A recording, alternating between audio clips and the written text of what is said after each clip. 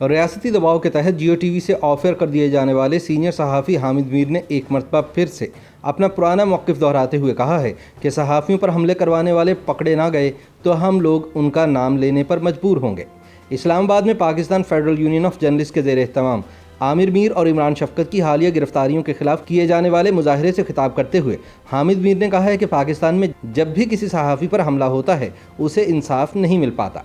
उनका कहना था कि सहाफ़ियों के अगवा, उनकी गिरफ्तारियों और उन पर हमलों का सिलसिला कोई नया नहीं, लेकिन अफसोस की बात है कि मौजूदा दौर में इस हवाले से नए रिकॉर्ड कायम हुए हैं। हामिद मीर ने कहा कि जब आप सहाफ़ियों के घरों में घुसकर उनको मारेंगे और गिरफ्तार करेंगे तो फिर ऐसा करने वालों का नाम तो सामने आएगा। उन्होंने कहा कि सारी दुनिया जानती है कि असद तूर के घर में घुसकर उसे मारने वाले कौन लोग थे।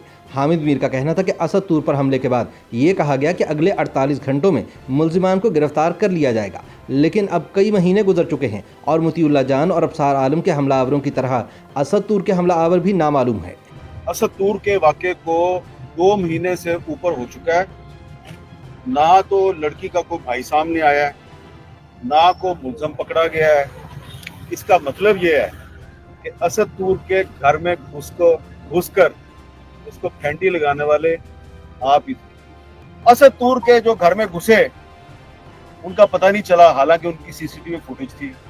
अबसार आलम को जिसने गोली मारी उसकी सीसीटीवी फुटेज थी, पता नहीं चला।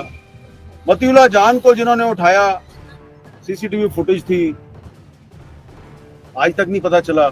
उनका कहना था कि पूरी दुनिया जानती है कि इन सहाफ़ियों पर हमला करने वाली ताकतें कौन हैं और मैं उन्हें बताना चाहता हूं कि वक्त सदा एक जैसा नहीं रहता।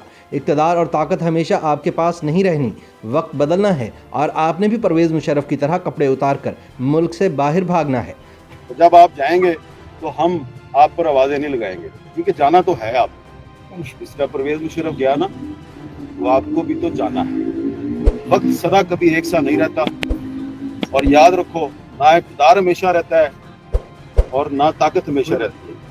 एक ना एक दिन वो कपड़े उतर जाते हैं जिनकी वजह से आपके पास ताकत। मैंने उन कपड़ों का नाम ले लिया, समझ आ गई है ना। हामिद मीर ने कहा कि सहाफ़ियों पर हमलों में वही लोग मुलव्विस हैं जिन्होंने गन पॉइंट पर मेरा टीवी प्रोग्राम बंद करवाया। तो जैसा कि पूरी दुनिया को पता है कि हामिद मीर पर पाबंदी किसने लगाई है, गन पॉइंट पर, सारी दुनिया को पता है। नाम लेने की तो जरूरत ही नहीं, अब हमें तकलीफ ही नहीं करनी पड़ती नाम लेने की। तो इसी तरह सारी दुनिया को पता है असद तूर के घर में कौन किसके कहने पे दाखिल हुआ था, अबसार आलम को गोली किसने मरवाई, मोतीउल्लाह जान को किसने उठाया।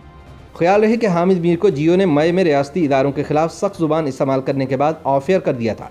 9 अगस्त को बरतानवी नशरियाती इदारे BBC के प्रोग्राम हार्ड टॉक में दिए गए इंटरव्यू में हामिद मीर ने कहा कि उन पर पाबंदी के ज़िम्मेदार वज़ीर आज़म इमरान खान नहीं, बल्कि वो तो इनके बकौल खुद एक बेबस वज़ीर आज़म हैं। हामिद मीर का दावा था कि वो पाकिस्तान में सेंसरशिप की जिंदा मिसाल हैं। सीनियर सहाफ़ी का कहना था कि मेरे ना सिर्फ टीवी पर आने पर पाबंदी है, बल्कि मैं जिस अखबार से कई बरसों से मुंसलिक हूँ वहाँ मैं कॉलम भी नहीं लिख सकता।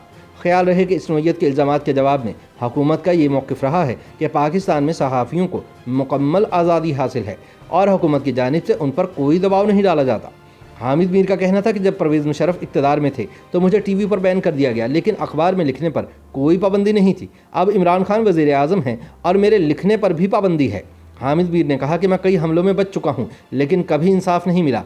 कई मरतबा मुकदमात दर्ज हुए, मैं एक सहाफ़ी के साथ खड़ा था। जब भी सहाफ़ी पर हमला होता है, कानून नाफिज करने वाले इदारे आज तक किसी को नहीं पकड़ सके। उनके बकौल अगर ये लोग नहीं पकड़े जाएंगे तो वो उन अफराद का नाम लेने पर मजबूर होंगे जिनके बारे में वो सोचते हैं कि वो हमलावर हैं। हामिद मीर का कहना था कि मुझ पर कराची में जो कातलाना हमला हुआ उसमें मुझे 6 गोलियां लगीं, जिनमें से 2 अब भी मेरे जिस्म में मौजूद हैं। उस वक्त की हुकूमत ने 3 रुकनी इंक्वायरी कमीशन कायम किया था। मैंने उस कमीशन के सामने एक बार नहीं 2 बार अपना बयान रिकॉर्ड करवाया। उनके बकौल मैंने जख्मी होने के बावजूद अपना बयान रिकॉर्ड करवाया। मैंने उस वक्त एक इंटेलिजेंस इदारे के सरबराह का नाम लिया। जब कमीशन ने उस शख्स को बुलवाया तो उस शख्स ने कमीशन के सामने पेश होने से इनकार कर दिया। असद तूर ने भी इंटेलिजेंस इदारे का नाम लिया, लेकिन उनको भी कभी नहीं बुलाया गया। हम मुतालबा कर रहे थे कि असद तूर के साथ इंसाफ किया जाए। सहाफ़ी स्टीफन सॉकर ने सवाल किया कि क्या पाकिस्तान में इंटेलिजेंस इदारे सहाफ़ियों पर हमलों में मुलव्विस हैं, जिस पर हामिद मीर ने कहा कि आलमी इदारों की रिपोर्ट्स मौजूद हैं। इंटेलिजेंस इदारों पर सहाफ़ियों के अगवा और हमलों का इल्ज़ाम लगाया गया। हामिद मीर का कहना था कि मैं उम्र कैद की सज़ा का सामना करने को भी तैयार हूँ, लेकिन अगर वो मुझे सज़ा देते हैं तो पूरी दुनिया को इल्म हो जाएगा कि क्या हो रहा है।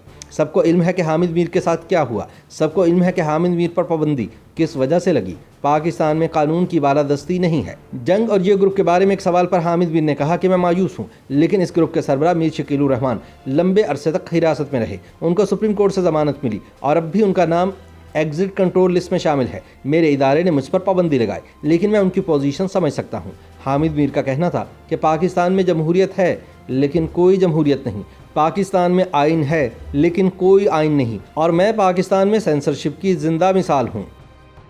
YouTube पर गूगली न्यूज देखने के लिए youtube.com की सर्च बार में गूगली न्यूज टीवी टाइप करें। गूगली न्यूज के पेज पर सुर्ख रंग के सब्सक्रिप्शन वाले बटन पर क्लिक करना ना भूलिए। YouTube पेज पर अपलोड होने वाली वीडियोस से बाखबर रहने के लिए बेल आइकन पर क्लिक कीजिए। आपको हर नई वीडियो के बारे में नोटिफिकेशन मौसूल हो जाएगा।